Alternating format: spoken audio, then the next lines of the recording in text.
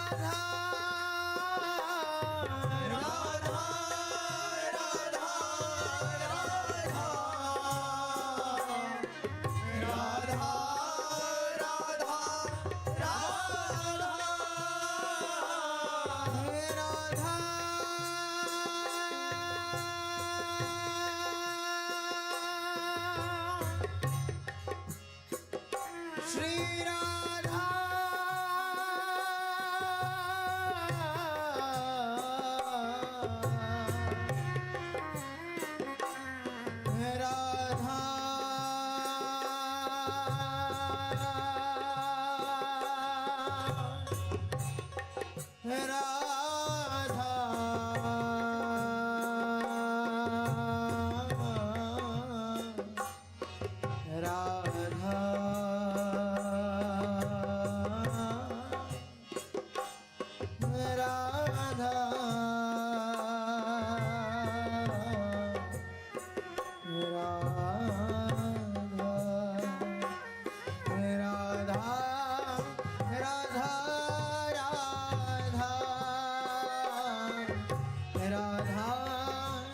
Radha